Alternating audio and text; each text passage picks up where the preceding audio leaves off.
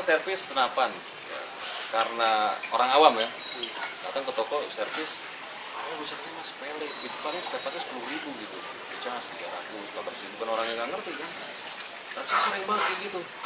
Ada udah keliling dia udah habis 1.100.000 kalau nggak salah waktu itu datang ke saya. Oh di Meriam ini udah 2 kali pindah tempat, 300, 500, 3 kali. Itu udah habis segini bawa. Ini masalahnya kan di sini. Saya bilang. Jadi ada angin nyembur ke belakang. Jadi nembak, sebagian ke mata. Jadi bedil dia mungkin dari dia beli dari, saya nggak mau sebut di tempatnya lah. Di belakang itu nggak ada siul. Itu mana saya apain?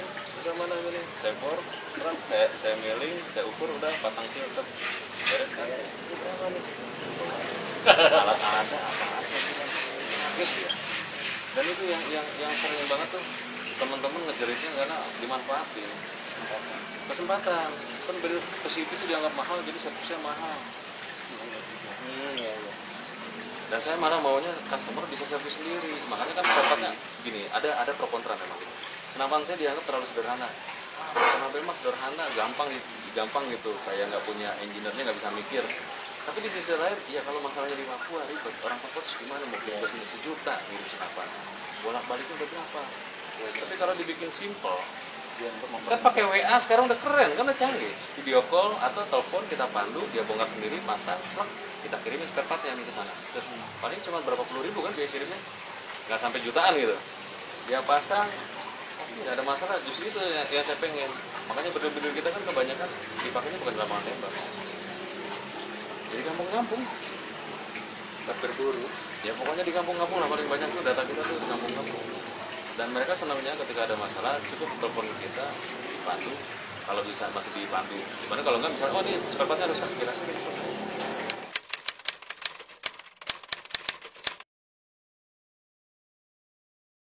Sebenarnya trouble itu gini, zaman itu nggak ada yang mau pakai bahan SKS 11 karena memang terlalu mahal untuk trigger. Itu kan standar senjata api kan.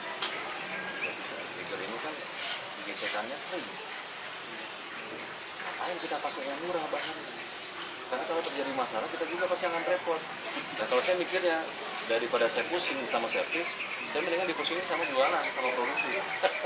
Kalau semuanya pusing, udah di servisnya pusing, di produksinya pusing, di jualannya pusing, pusing semua.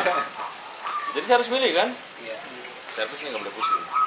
Spare part kita sederhanain, material kita bagusin supaya awet.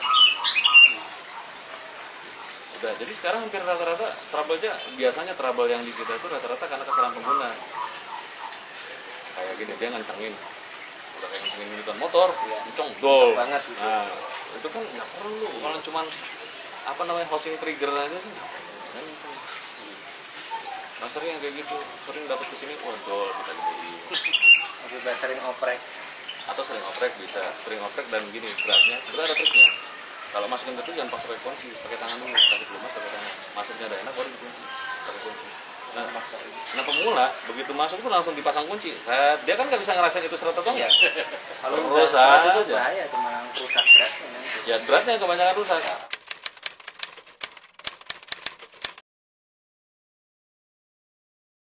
Di kita tuh kebanyakan ini tadi udah dibongkar rusak, kayak gitu. Itu malah bukan 1-2 kasus, sering. Kan masih garansi, benar. Kalau garansi kan garansi yang karena kerusakan kita pabrik. Tapi kalau kerusakan dari pengguna ya beda. Sampai beli motor gitu kan, terus bongkar knalpot, bongkar baut gitu kan, engine motornya keputer, ya, tiba-tiba lagi jalan, mesinnya ambrol gitu kan. Salah pabriknya, bukan salah sampean, bukannya itu. Ya kayak gitu kan. Nah servis garansi juga ada yang paham, ada yang enggak sih. Jadi nggak semuanya paham masalah garansi.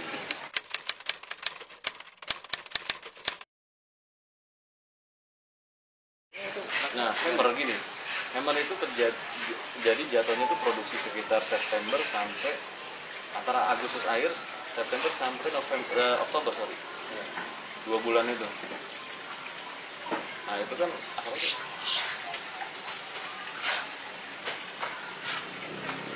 Jadi kejadiannya itu kayaknya spare part ininya, materialnya. Kan kita kalau impor kan ada kodenya kalau besi. Kita impor, masuk, Kalau kecil-kecil sih biasa belajar di Glodok. Jadi partnya besinya sekian gitu, HSC 45. Langsung kita proses. Tapi di harden itu ternyata memang ada yang matang, ada yang enggak. Akhirnya saya bawa kemarin ke ada uji litbangnya dari Pindad kan. Ada raw-nya nggak Pak? Bahan mentahnya masih ada nih sisa-sisanya. Nah ini salah bukan dari hardennya, tidak salah dari bahannya. Jadi bahan yang kita pesan itu kualitasnya nggak sama. Terus yang smart tadi yang masalah hammer. Iya. Akhirnya pilihan kita pakai SKD 11 sekarang. Lebih tinggi harganya. Tapi nggak apa-apa, harga jualnya lebih. Harga produksinya lebih tinggi, cuman harga jual nggak berpengaruh kan? Ya. Tadi kita belum jalur impor ya, kita impor barangannya kan nggak stabil. Ya. Kalau kita masih ngadilin di sana, mungkin di sana pun sama kayak di Indonesia. Pabrik itu sistemnya belum semuanya running kan.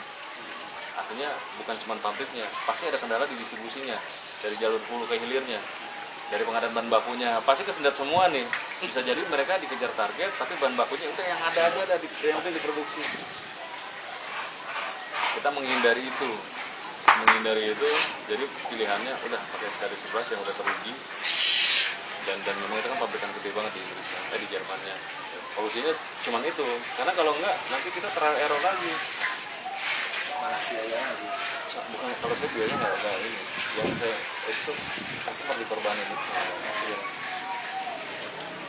Dan itu terjadi juga banyak beberapa pembeli lokal itu memang penyok, cuma karena posisi dia kan di center di tengah, jadi nggak terlalu pengaruh, mendalam aja. Tapi sebetulnya problem juga itu. Ya kalau memang dia penyok ya problem. Kalau menurut saya bang, masalahnya kan itu pengaruh sama. Tapi kan dia di center. Ya paling nanti jarak bukaannya agak lebar aja, jadi polanya nggak stabil. Cuman kalau dibilang ngelok nggak akan ngunci, karena kan gini, ini kan bulat, dia pas di tengah-tengah, jadi cuma nego kan. Paling jadi pada saat tembakan itu nggak stabil doang. Kalau di kita, desain kita itu kan kita naikin semua. Ya. Supaya lubang transfer itu kan pendek. Ya. Jadi lubang transfer agak lebih dekat gitu kan dari lubang keluaran. Jadi si hammer itu, si as ini waktu dipukul dia bukan di tengah, tapi agak ke atas. Nah kalau bahannya jelek, penyok itu nanti bisa nyangkut. Terus saya ya memang desainnya gitu, kita rancang begitu, makanya semua kan terkenanya irit, powernya dapet. Iya. Cuman kemarin banyak yang nanyain itu masalah kok hammernya itunya kok di atas jatuhnya pukulannya itu loh. Gitu. Ya saya pikir karena ini mungkin mengatur rancangannya, jadi lubang transfernya biar lebih dekat mungkin kan. Sedekat mungkin.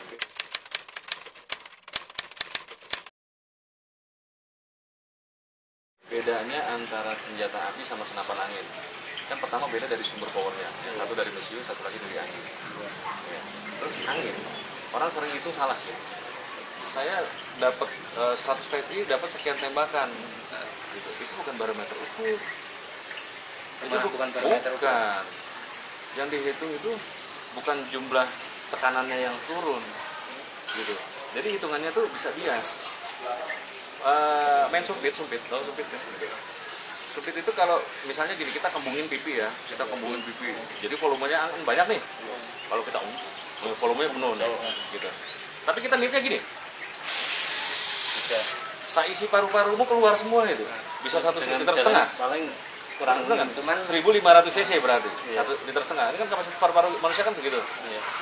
Jauh nggak itu peluru? Ya, paling di depan kita bang. Bisa juga nggak keluar. Bener ya? Nah di senapan angin itu yang dibutuhin itu daya ledak awal. Ledakan pertama itu berpengaruh.